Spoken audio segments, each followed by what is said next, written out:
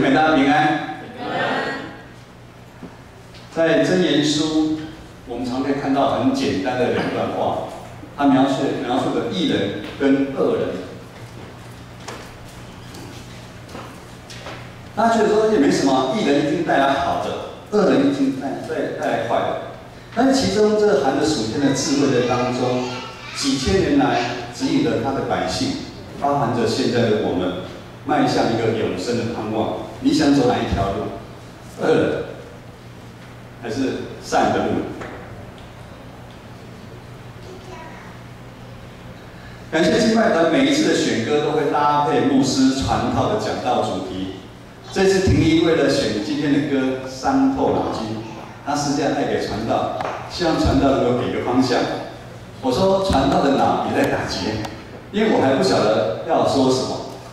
因为箴言书没有表面读起来这么好讲，但感谢主，在往来的过程当中，我感受到圣灵的带领。我们的神是做新事的神，每一件的事的发生绝对不是偶然。婷宜绝对不会不厌不传赖给我的。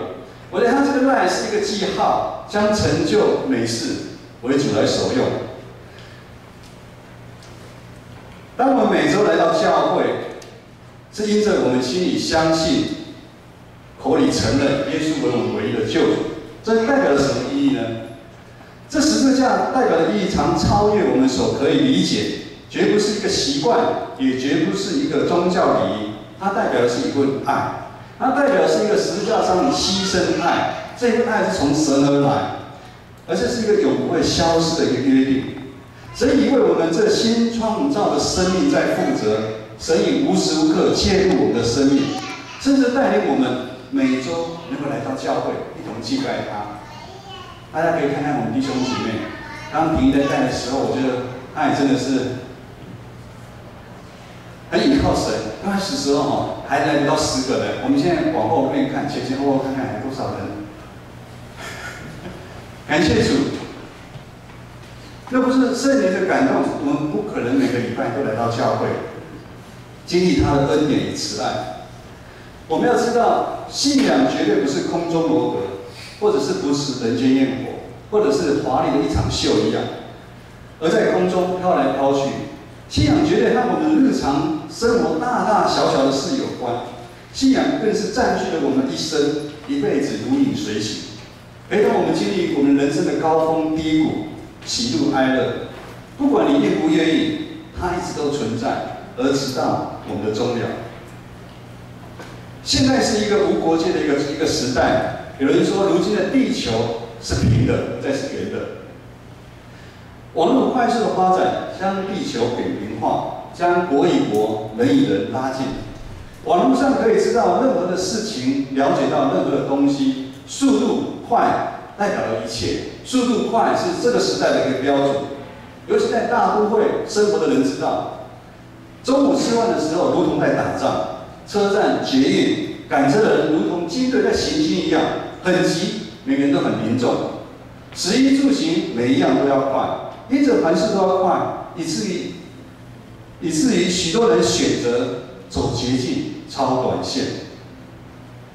台湾近几年来，从上位贪官污吏，不孝的厂商制造偷工减料的东西，一种氛围在台湾产生，人仿佛活在浮动的世界。你不知道什么是真，你不知道什么是假，你也不知道什么人可以相信，以至于发生一些让我们意想不到的事情。我们可以看到左上方是一个顶新假油的事件，那是一个全民皆兵排队真假，要买卫生纸，抢着要办中华电信499，哪一样不是有心人在操控？哪一件看来不是这么的荒谬离谱？这难道不是心思被愚昧所蒙蔽了吗？这不是因为人的贪婪引起的吗？而最近一连串的残忍，你会觉得台湾很习惯，一段时间会流行的东西。前阵子499，这个礼拜里面，我们看到都是凶杀，都是残忍的凶杀，感情纠纷的情杀。昨天说在哪里，在南部杀错人了，海军陆战队杀错人了，甚至现在有凶狠把人家分尸斗快。真的让人担心台湾到底怎么了？我们台湾的人性竟然堕落到这样的一个地步。数字的时代带来人心的躁动。真耶稣说：“你要保守你的心，胜过保守一切，因为生命的泉源由心而来。心是我们生命的源头。当人的心无法得到适当的安顿，对国家、对社会、对家庭，甚至对个人，都将付上惨痛的代价。因为每一个人都是一颗不安定的炸弹，生怕随时会引爆。如今的台湾已经付上惨痛的代价，每一个事件的发生，至少造成一个家庭甚至2个家庭的悲剧。如圣经传道书所言，日光底下没有新鲜事。其实早在几千年真耶稣时代，这样的无力感就已经不断的发生。真耶稣特别给那个年代走捷径、超短线的人有一些称号，称他们为愚昧、傲慢、骄傲、虚假、无知、行事诡诈的人。这些人统一的表征就是他们喜欢注重外表的光鲜亮丽。光鲜亮丽可不是现代人专有的产物。在撒母耳记16章7节这么说：耶和华不像人看人，人是看外貌，耶和华是看内心。自古以来，人都喜爱从一个人的外貌来判断事情，但是神却是看人的内心，因为唯有内心才可以清楚呈现事实的真相，也唯有心得到安顿，我们才可以找到生命之路。今天的经文真言书说，有一条路，人以为正，最终成为死亡之路。现代中文译本这么说：有些道路看起来是很正直的，却是导向死亡之路。真实道出自古以来的人性。从前的人喜爱的路，如今的人也是拼命在追求。人们无法以历史为鉴，以古为借鉴。人因着根源中的罪性、贪婪、自私，又以神的关系断裂，当然再也无法，我们人也无能为力选择正确的路。但是好消息是，如今在信仰群体里面，上帝的话、圣经依然在这毫无章法、失序纷乱的年代，如同脚前的灯、路上的光，指引着我们前面的方向。希望我们透过箴言书14章10到18节，给我们2个提醒。首先，我们要学习过一个看似简单却是不简单的人生。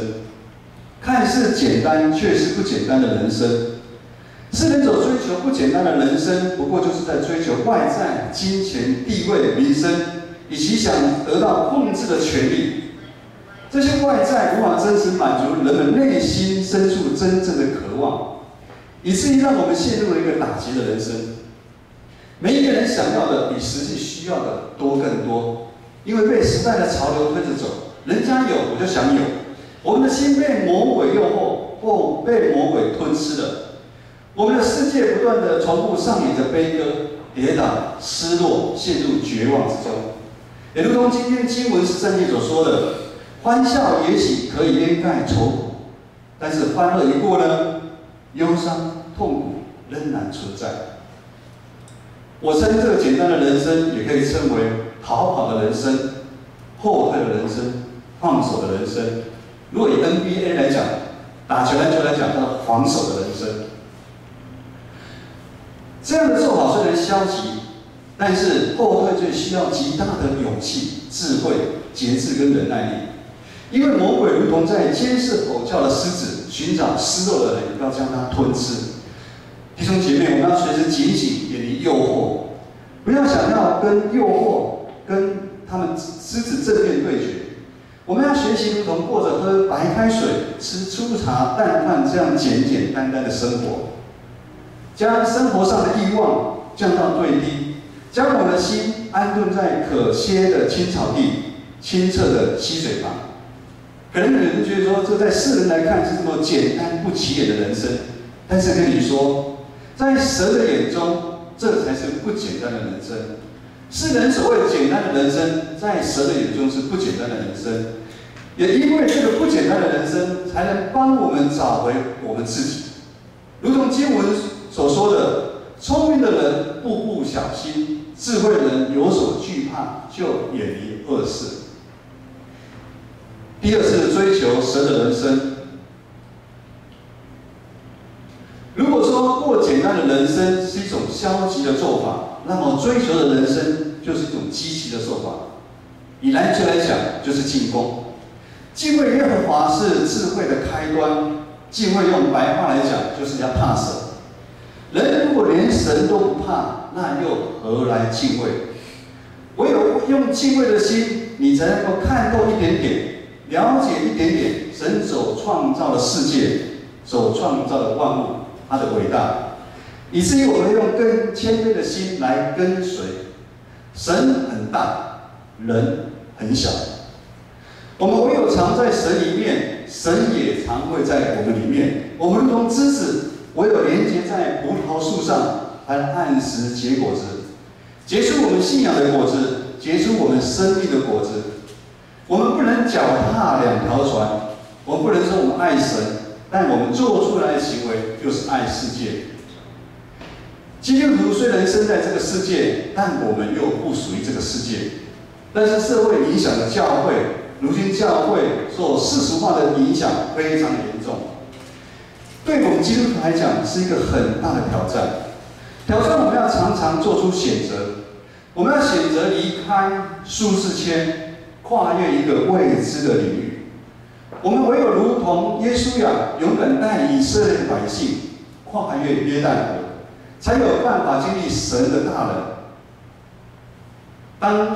如果有看耶稣亚记知道，耶稣亚记记载着，当耶稣亚命令抬约柜的祭司脚掌踏入约旦河水的时候，整个河水就停止，整个百姓见证了神的大能，进入了牛奶与蜜之地。弟兄姐妹，你有多久没有经历神的大能？如果你此时觉得你的生命不断重复在打结、跌倒、悲伤、失落、绝望不断，那请你要放手。你要放手，将你自己交给神。唯有放手，全然交托，才能毫无包袱跨越自己生命中的约旦河，见证神迹。上帝召集我们这群信仰群体弟兄姐妹，在奉康里所建立的教会内学习。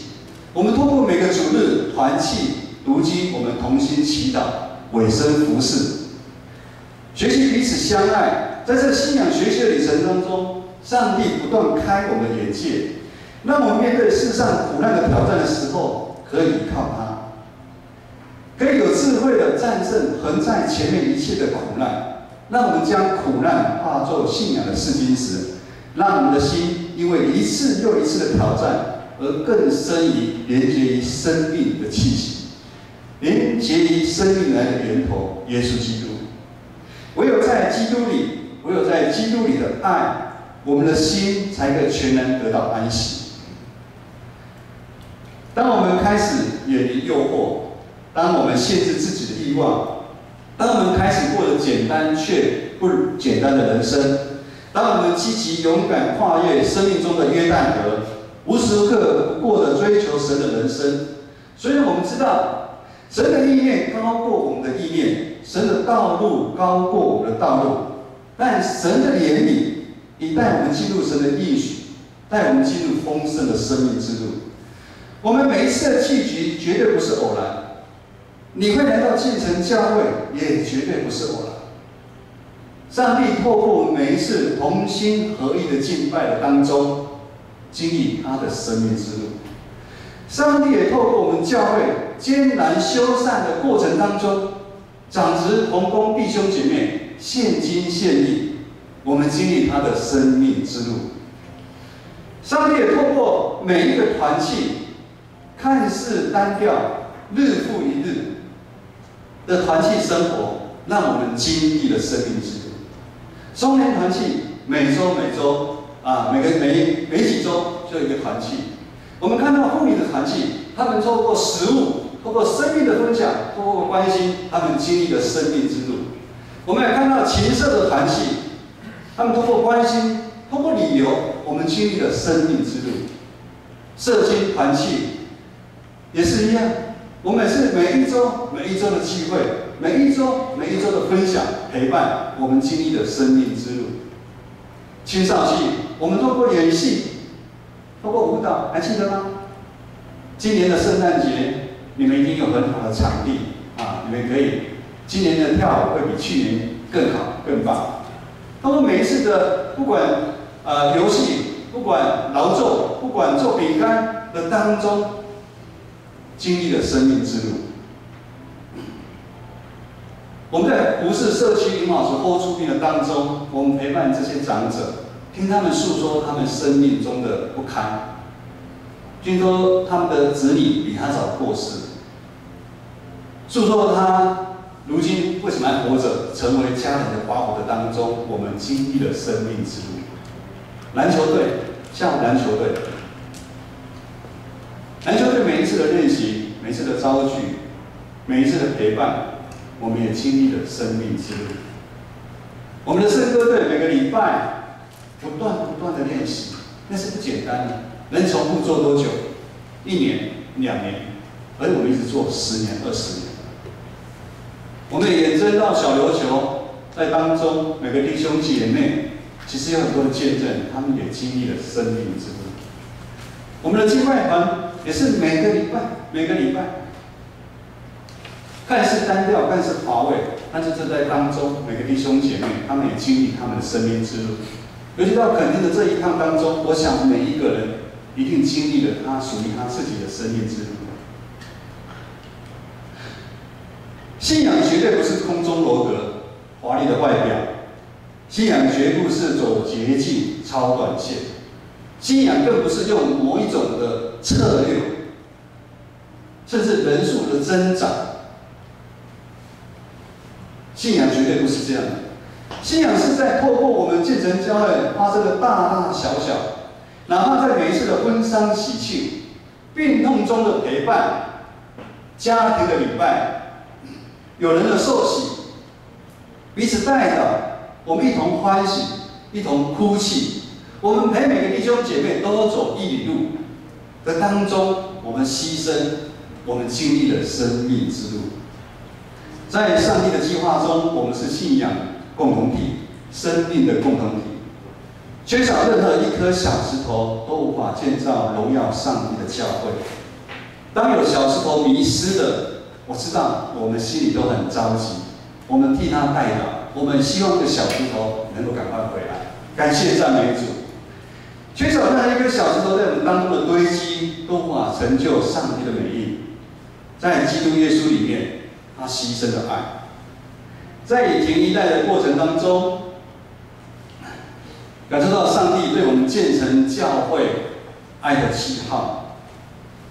我事后才知道，停一在那个当中，他创作了今天这首歌《生命之路》，这是一个属于建成人的生命之歌。我们要成就一个荣耀上帝的教会，跌倒了，我们要去扶他起来。在每一次的陪伴当中，我们看到我们弟兄姐妹彼此扶持、彼此帮助。传道牧师非常的感动。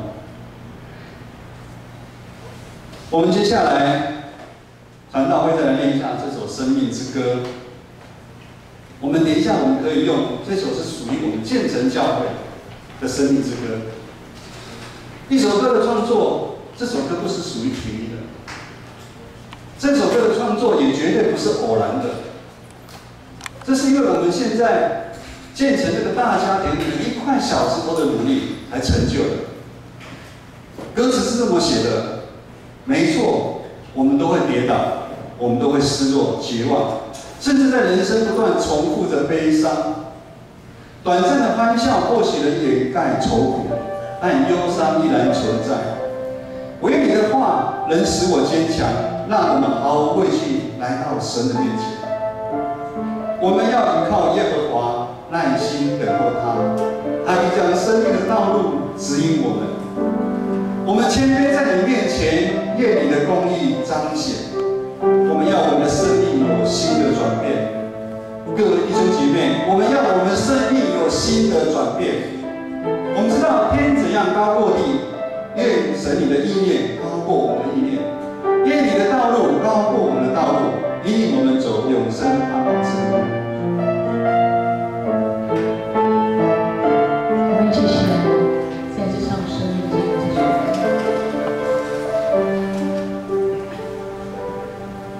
当我跌倒，失落、绝望，人生不断重复悲伤，欢笑或许能掩盖愁苦，但忧伤仍然在那，唯有你的话能使我坚强，让我毫无畏惧来到你身旁。我要依靠耶和华，耐心地等候他，他必将生命的道路指引我。我谦卑在里面，愿你的公义彰显。我要我的生命有新的转变。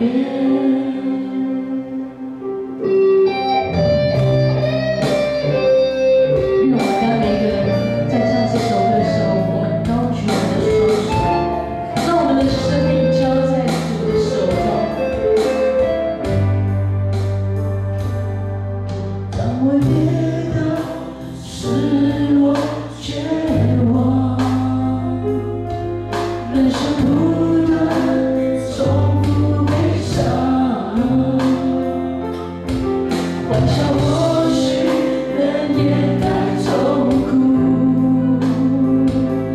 但忧伤仍然在那。唯有主的话，唯有你的话能使我坚强，让我毫无畏惧来到你身旁。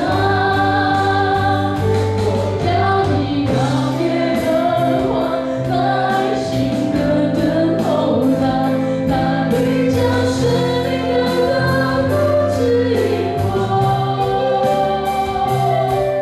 我谦卑在里面，愿你的公义彰显。我要我的生命有新的转变。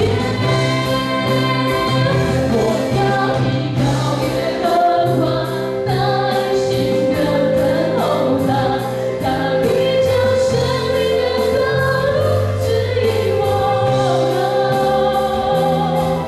我谦卑在里面，愿你的公义彰显。我要我的生命有新的转变。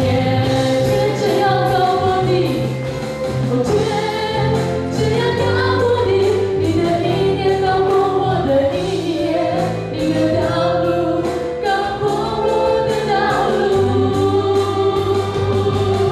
哦天这样高过你，你的意念高过我的意念，你的道路高过我的道路。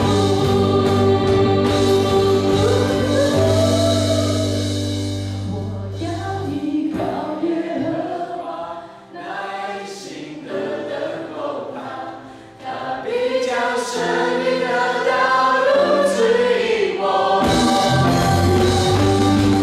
我谦卑在里面，愿你的公义彰显。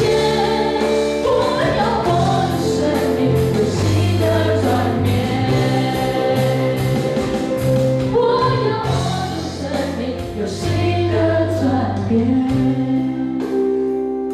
愿三一的神帮助我们每一个人都能成为一颗小石头，建造教会。